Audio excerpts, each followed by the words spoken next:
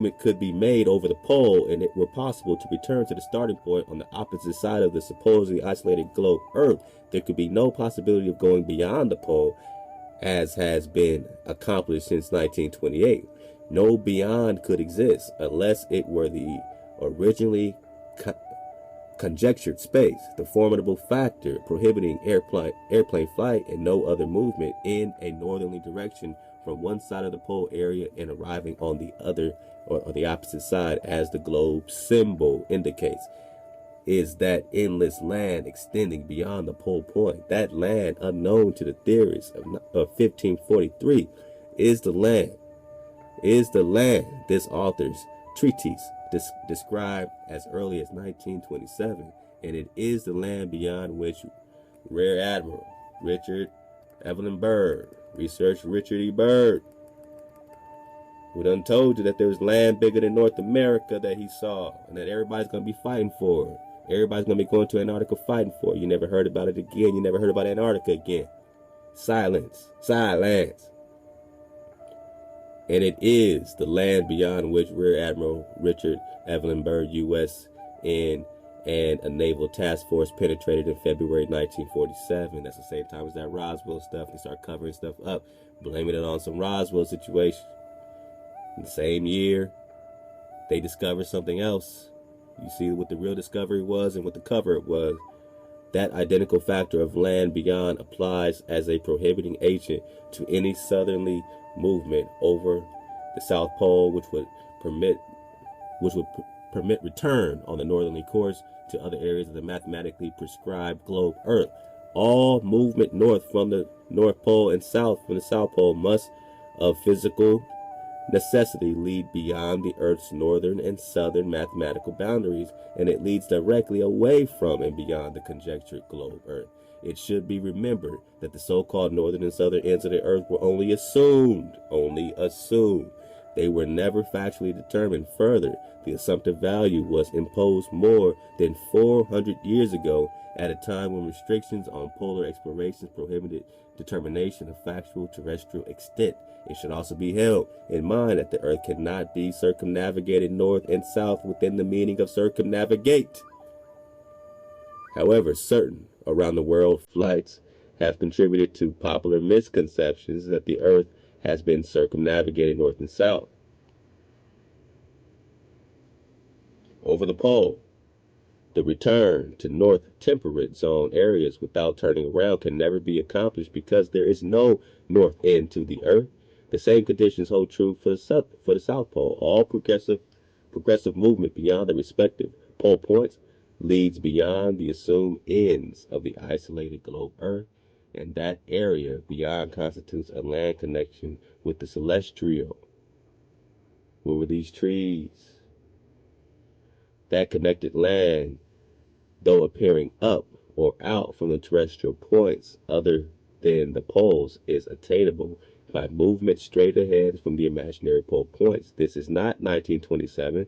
The existence of worlds beyond the poles has been confirmed by U.S. naval exploration during the 30 years since then. The confirmation is most substantial, uh, though information has not been divulged from every rostrum. They of the rostrums are as little informed of the meaning of polar exploration as members of the press. That is why this book is dutifully but most arduously written. Here's a couple of, I got this the first time when I dropped this. Now you see the stratosphere, how every direction is up. From South Pole into so-called heavens above. So you go right in. I mean,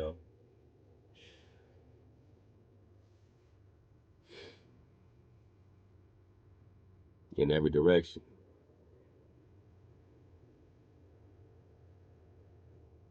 It's not a globe. You're talking about an infinite cycle of energy we're talking about. We're talking about a construction. So you tell me, do you believe in the Big Bang Theory that this accidentally happened? And if it didn't accidentally happen, does it mean that it was created scientifically? mathematically? And then you say, well, who did it? Whose consciousness could do this? And then I ask you, if you are conscious, my brother, my sister, whose consciousness are you in? And if there's only existence and there's only energy and there's only here, then I advise you get down and lay down. Get down or lay down. Get down and lay your ass down. Straight up. Don't kill. Don't steal. Honor your father, your mother. Keep one of these beautiful days. Keep your ShaBat. Just keep it, man.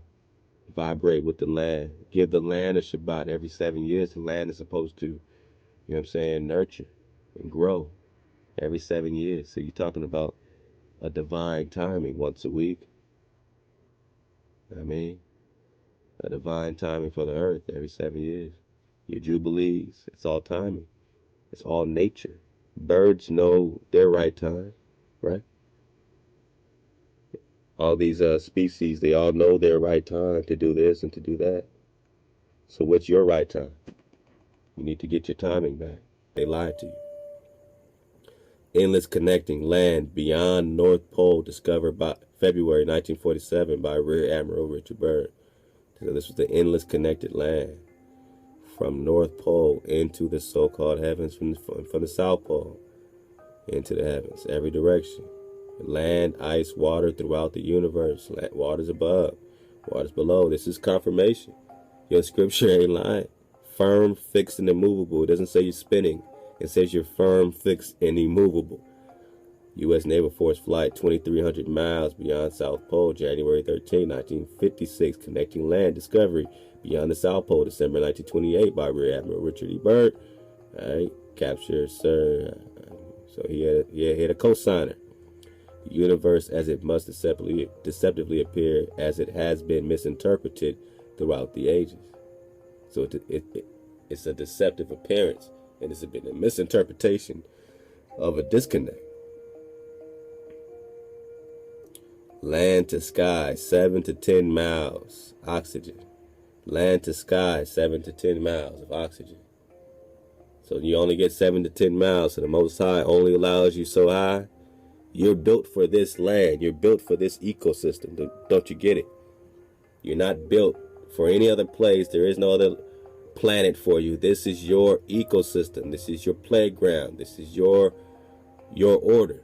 You're built here, just like a dolphin swims in a certain, you know what I'm saying, part of the ocean, whatever the case is, terrain, whatever it is.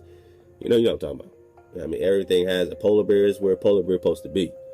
A polar bear does not send his children, you know what I'm saying, to a grizzly bear to raise them.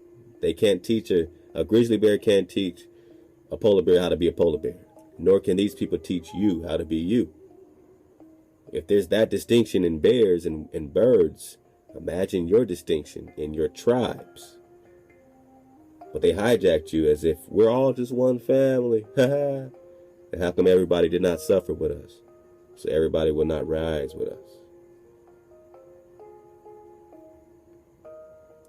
The created universe as it exists on a physical connected plane with the earth, where every area is endowed with identical earth attributes. 7 to 10 miles of oxygen, so that's the difference.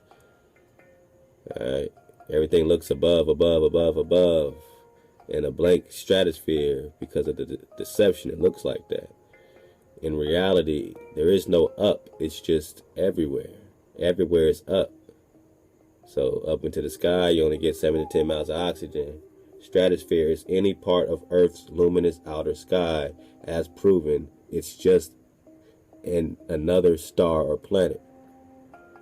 As proven, it's just another star or planet. So any part of the Earth's luminous outer sky, as proven, is just another star or planet. So it looks like stars and planets. It's just another part of Earth's luminous outer sky.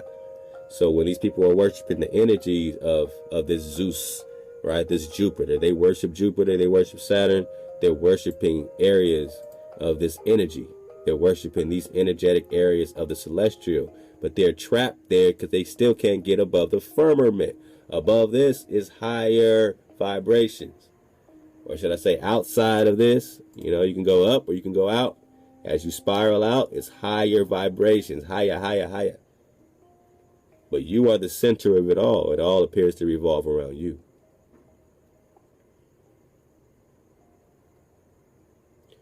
So we're going to finish this last part here and make our dismount.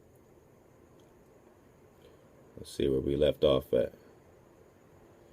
The rostrums are as little informed of the meaning of the polar explorations as members of the press. That is why the book is dutifully but most arduously written effort to peer over the top of the world, so-called to determine what actually exists beyond the supposed terrestrial ends. Further, reason may have been that one does not perilously attempt to penetrate into a beyond which his concept denies. If concept has not first established the thing or condition, in this case land beyond the poles, it cannot and does not exist despite its reality. Despite the lamentable restrictions of theory, men have persistently wondered about the Earth's extent. The earliest attempt to reach the North Pole point and to satisfy that curiosity was made by Sir Martin Frobisher of England in 1578, but the notable accomplishment of just reaching the pole point could in no manner permit determination of territory extending beyond the pole point and out of bounds of the theorized Earth globe.